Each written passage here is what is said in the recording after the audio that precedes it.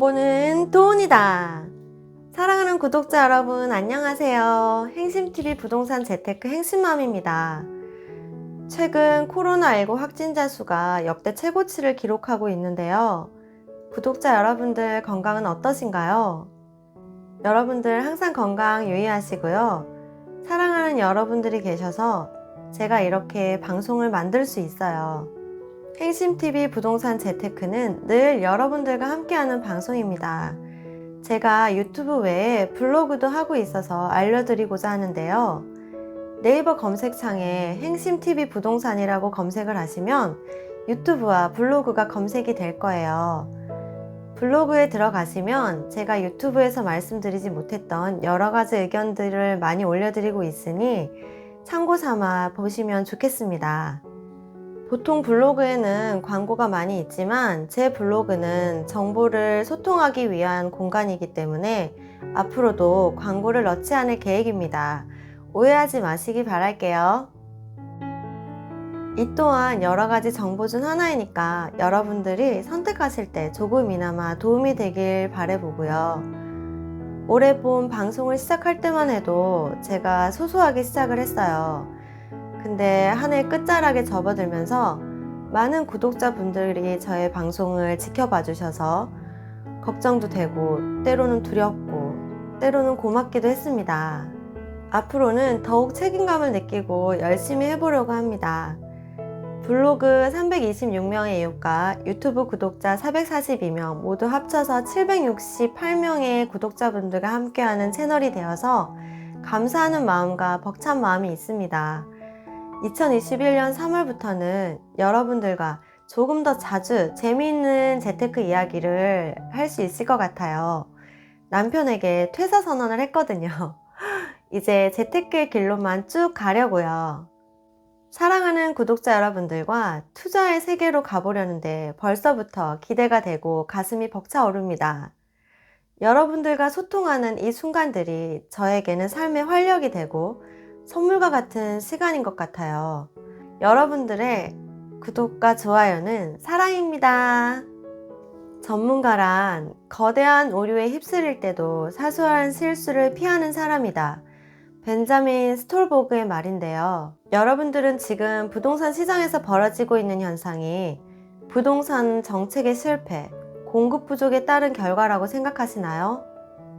여러 차례 부동산 정책 발표에도 불구하고 부동산 가격 상승은 진정되지 않고 급기야 국토부 장관까지 바뀌었는데요. 재테크의 시각에서 원인이 무엇인지 살펴볼까 합니다. 본론에 앞서 지난 20화에서 한한령이 해제되고 중국 자본 투자가 활발해지면 영종 국제도시가 주목받을 거라고 말씀드렸어요. 마침 중국이 4년 만에 한국 게임 서비스를 허가해주면서 한한령이 해제될 거라는 기대감이 생기고 있다는 기사를 접했어요.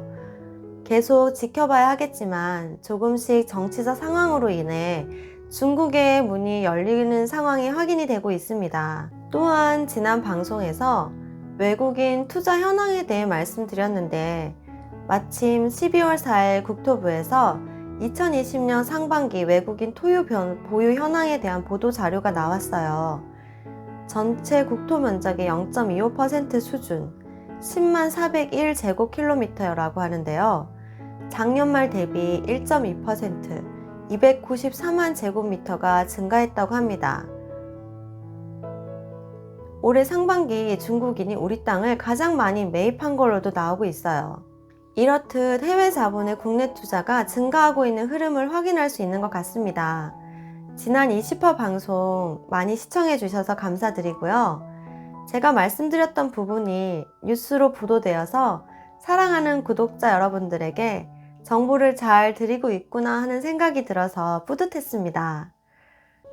이건 제가 똑똑해서가 아니라 계속 연구하다 보니 알게 된 것이고 여러분들도 다 하실 수 있으시지만 단지 시간이 없으신 거고 그래서 제가 여러분들을 대신해서 이렇게 하고 있습니다. 여러분들의 관심과 사랑 덕분에 사명감을 가지고 하게 되었습니다. 다시 본론으로 돌아와서 부동산 상승에 보이지 않는 그것이 있다. 여기서 그것이 금리라는 것을 혹시 알고 계시나요? 금리와 집값 상승 구간을 비교해 보면 서로 역학관계를 확인하실 수 있습니다. 한국은행 기준금리 그래프를 보시면 2008년 5%에서 현재 0.5% 하락하는 구간과 집값 상승 구간이 일치하는 관계를 확인하실 수 있는데요.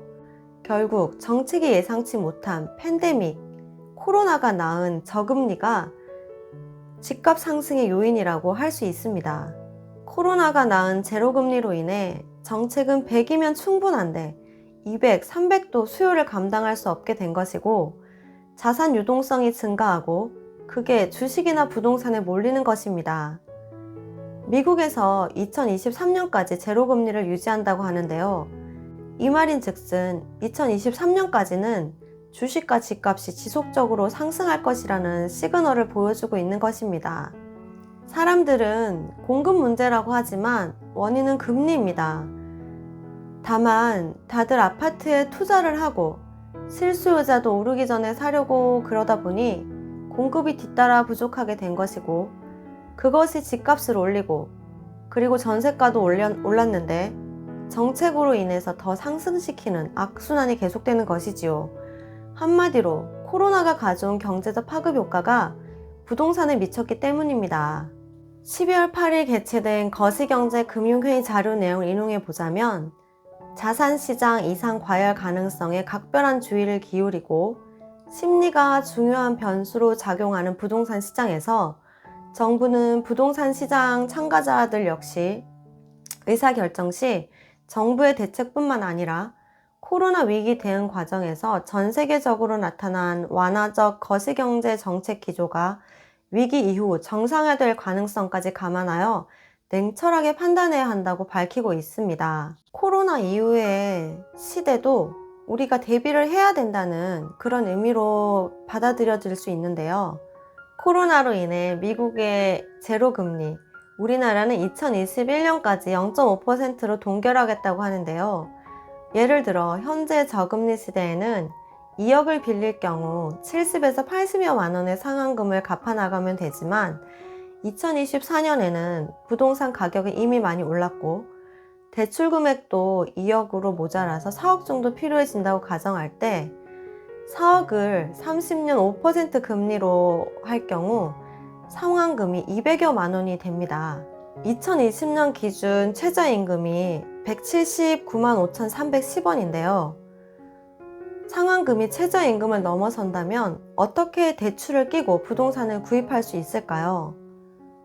금리가 올라가면 수요가 줄어들고 정책상 현재 공급은 계속되고 있기 때문에 앞으로 금리가 올라가는 시점에는 집값 상승은 멈추게 되는 것입니다. 또한 예측이 되는 것은 2, 3년 이내가 가장 집값 상승이 많을 것이라는 것인데요. 그래서 사람들이 영끌영끌 하면서 막차를 탄다고 하면서 집을 구입하는 것입니다. 아마 여러분들도 알고 계시겠지만요. 만약에 2023년에서 4년 금리가 인상되는 시기에 집을 산다면 최고점에 사는 것이라 할 수 있고요. 주식으로 말하자면 상투를 잡는 것이고 집값이 오르는 속도보다 매달 내야 하는 상환금이 더 많은 시기가 올 수도 있을 것 같습니다. 미래는 아무도 예측할 수는 없지만 많은 자료와 정보를 종합해보면 가능성이 많아 보입니다. 구독자 여러분들은 부동산 뉴스에만 의존하지 마시고 한국은행 금리 동향과 미국 연준 금리에 대한 뉴스를 유심히 보셔야 할 것입니다.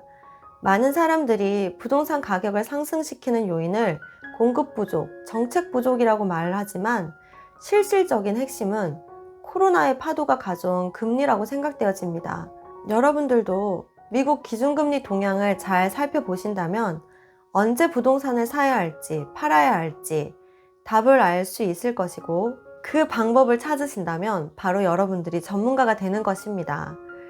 전문가란 거대한 오류에 휩쓸릴 때도 사소한 실수를 피하는 사람이다 라고 말씀드렸는데요.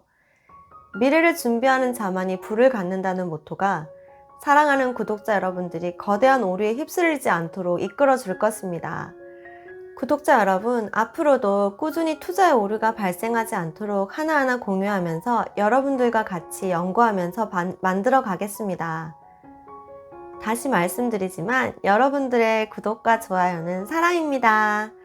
다음에는 지역과 산업에 대한 연관성에 대해 다뤄볼 예정인데요. 많이 기대해주세요. 사랑하는 저의 구독자 여러분, 항상 여러분들이 계셔서 제가 방송을 할 수 있다는 거 알고 계시죠? 그럼 안녕!